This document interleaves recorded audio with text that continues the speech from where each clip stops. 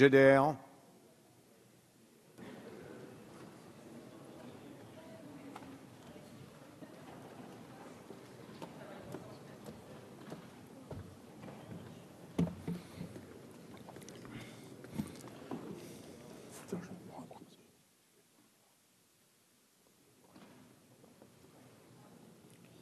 Monsieur le Premier ministre, Monsieur le ministre, Monsieur le rapporteur, chers collègues, ce projet de loi intervient dans un contexte lourd et exceptionnel que chacun mesure.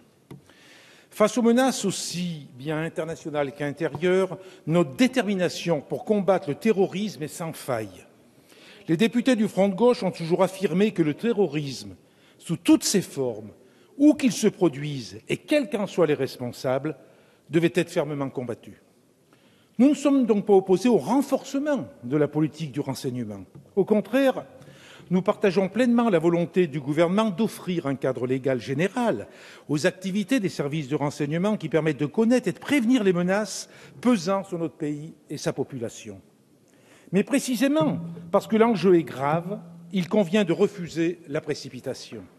Nous déplorons le recours à la procédure accélérée, alors même qu'il s'agit d'adopter des mesures par définition attentatoires aux libertés individuelles et dérogatoires au droit commun.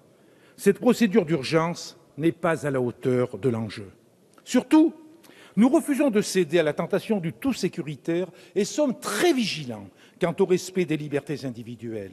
C'est la raison pour laquelle nous avons, durant la discussion en séance, exposé nos inquiétudes et proposé des amendements tendant à encadrer le recours à des techniques de renseignement très intrusives pour des motifs étendus et souvent flous dans des domaines qui dépassent largement la lutte contre le terrorisme.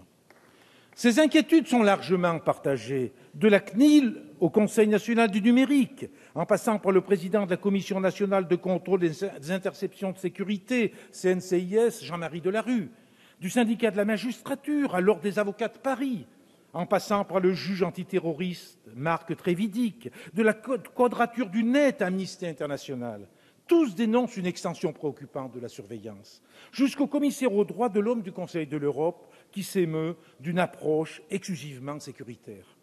Malheureusement, l'examen du texte en séance n'a pas permis de lever ces inquiétudes.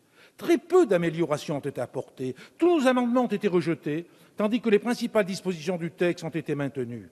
Ainsi, le texte prévoit-il toujours le renforcement de l'arsenal des services de renseignement par une légalisation des pratiques illégales existantes, et ce, sans renforcement du contrôle de leurs activités, la pose de balises GPS pour suivre des véhicules, l'intrusion dans des lieux privés, l'utilisation de matériel très sophistiqué comme les logiciels espions et les IMSI catchers. Une extension du domaine du renseignement qui dépasse largement le champ de la lutte contre le terrorisme, de nouveaux motifs d'action et une rédaction plus extensive des missions anciennes conduisent à un élargissement inquiétant du domaine d'intervention des services de renseignement. Une surveillance massive du trafic Internet, analysée par un algorithme secret défense.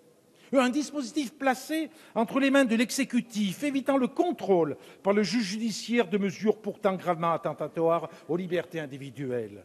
Un contrôle insuffisant des dispositifs mis en place, l'instauration d'une commission nationale de contrôle des techniques de renseignement, la CNCTR, qui prendrait la suite de la commission nationale de contrôle des interceptions de sécurité, n'est qu'un leurre. De l'aveu de Jean-Marie Delarue, le président de l'actuel CNCIS, cette nouvelle commission sera incapable de contrôler effectivement et même a posteriori les services secrets.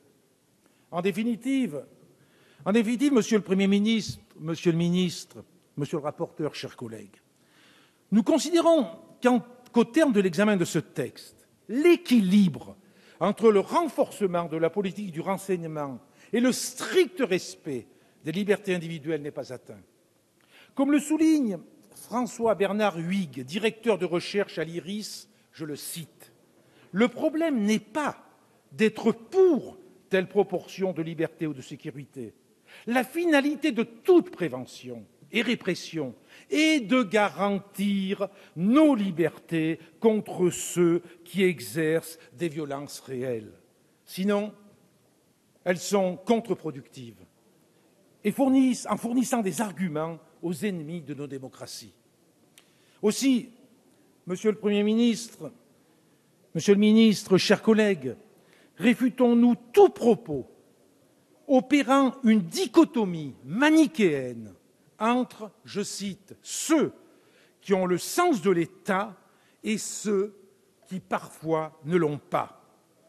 Les députés du Front de gauche ont le sens de l'État de droit.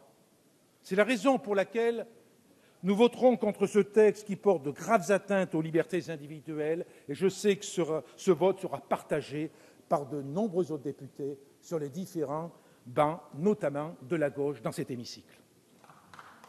Merci, Monsieur Chassaigne.